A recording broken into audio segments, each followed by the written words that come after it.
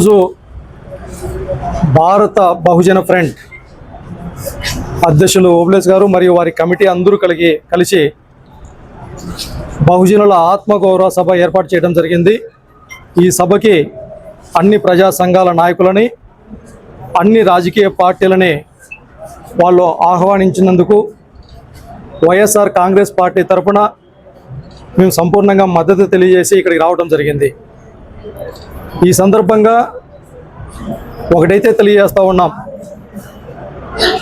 ఎన్నికలు వచ్చిన ప్రతిసారి కూడా ఈ సమాజంలో అణగారినటువంటి వర్గాల కోసం వందల కొద్ది హామీలు ఇవ్వటం, అధికారంలోకి వచ్చిన తర్వాత ఆ హామీల అమలు కోసం ఎటువంటి ప్రయత్నాలు చేయకపోవటం అనేటటువంటిది చాలా బాధాకరం. మరి ఈ సందర్భంగా మేమంతా కలిసి ఒక విషయం అయితే తెలియజేస్తూ ఉన్నాం. ఎన్నికలప్పుడు బీసీలను ఓటు బ్యాంకుగా మార్చుకోవటం మాత్రం పొరపాటుగా మారినటువంటి విధానాన్ని మేము ఖండిస్తూ ఉన్నాం.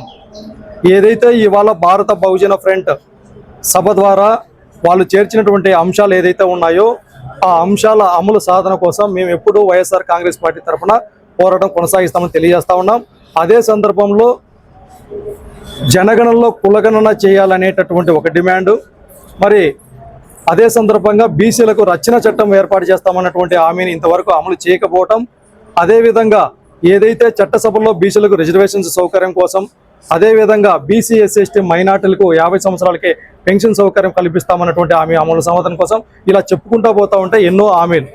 అటువంటి హామీల అమలు సాధన కోసం తూచా తప్పకుండా ప్రతి ఒక్కరితో కలిసి ప్రభుత్వం పైన ఒత్తిడి తెచ్చేటటువంటి ప్రయత్నాలు చేస్తూనే ఉంటామని సందర్భంగా తెలియజేస్తూ ఉన్నాం.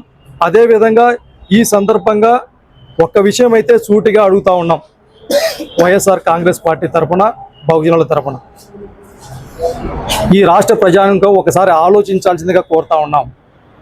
ఈ రాష్ట్ర ప్రజానికులు ఎవరిని నమ్మాలి, ఎవరిని నమ్మకూడదు అనేటటువంటి తారతమ్యం చూసుకొని భవిష్యత్తులో ఏ వర్గాలకి అండగా ఉన్నటువంటి నాయకులు ఎవరు, ఇచ్చినటువంటి హామీల అమలు సాధన కోసం ఇప్పటికీ మర్చిపోయేటటువంటి నాయకులు ఎవరు అనేసి సందర్భంగా తెలియజేస్తూ మేము ఒకటైతే ఈ సందర్భంగా సూటిగా ప్రశ్నిస్తూ ఉన్నాం, ఇచ్చిన ప్రతి ఒక్క హామీని కూడా ప్రభుత్వం నెరవేర్చాలి అనేటటువంటి డిమాండ్ చేస్తూ ఉన్నాం.